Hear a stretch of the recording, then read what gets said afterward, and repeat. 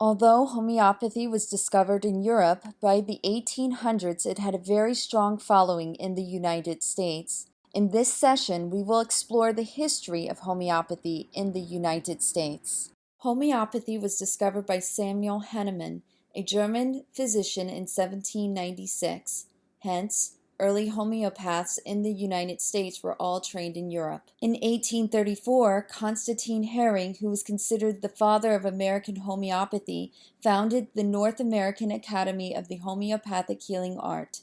Most people have heard of the AMA, the American Medical Association, but few have heard of American Institute of Homeopathy, which was actually the first national medical association, formed several years before AMA. Dr. Hering was also instrumental in its formation and was its first president. The AMA was formed 3 years after the inception of the Institute, with its main purpose to counter the progression of homeopathy, which was becoming very popular. Although homeopaths during that time were first medical doctors and often graduates of pristine schools such as Harvard and Yale, they were banned from joining the AMA if they supported or practiced homeopathy. At the same time, Dr. Hering and fellow homeopaths opened the Homeopathic Medical College of Pennsylvania, which became the center of homeopathy training in the United States and perhaps the world. In spite of the AMA resistance, by 1871, 13% of U.S. health practitioners were homeopaths, and this number increased even more after the success of homeopathy during the 1878 yellow fever epidemic. By 1892, there were over 100 homeopathic hospitals in the United States. There are none today. By 1900, there were over 22 homeopathic medical schools. There are none today. The AMA continued to denigrate homeopathy and call for its demise. In 1932, the AMA Journal published a section on the death of homeopathy, and in 1933, the AMA wrote, "Homeopathy in the U.S. is as dead as last year's bird nest."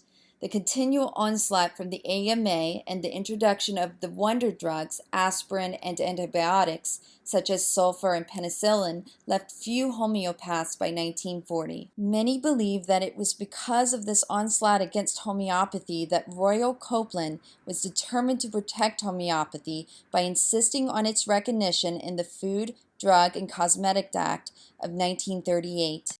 Unlike herbs and vitamins, which are regulated by the Dietary Supplement Health and Education Act of 1994, homeopathy is regulated via the Food, Drug, and Cosmetic Act. Royal Copeland was a United States Senator from New York, a medical doctor, and a homeopath. He was also the lead author of the Food, Drug, and Cosmetic Act, which recognized the Homeopathic Pharmacopoeia of the United States. This resulted in homeopathy being regulated as a drug. The Homeopathic Pharmacopoeia of the United States is declared a legal source of information on drug products in the Federal Food, Drug, and Cosmetic Act. Section 201 of the Act defines the term drug as articles recognized in the official United States Pharmacopoeia, official Homeopathic Pharmacopoeia of the United States, or official national formulary or any supplement to any of them. The Homeopathic Pharmacopoeia Convention of the United States is charged with updating and maintaining the Homeopathic Pharmacopoeia. It is an autonomous body which works closely with the Food and Drug Administration and homeopathic organizations, notably the American Institute of Homeopathy and the American Association of Homeopathic Pharmacists. It is a non-governmental, non-profit scientific organization composed of experts in the fields of medicine, arts, biology, botany, chemistry, and pharmacy who have had appropriate training and experience and have demonstrated additional knowledge and interest in the principles of homeopathy. The Homeopathic Pharmacopoeia includes a general pharmacy section which encompasses official manufacturing techniques for all recognized product types and dosage forms. It mandates that homeopathics are manufactured in a specific way. The pharmacopoeia includes monograms which list complete identifying data for the drug as well as specific manufacturing standards. For example, The monogram specifies which part of a plant are used in the manufacture of each botanical homeopathic, the root, leaves, flower, or the entire plant. The Pharmacopoeia designates whether a homeopathic is over the counter or requires a prescription. It lists approximately 1,350 homeopathic remedies, of which about 440 are available as prescription only at determined potencies.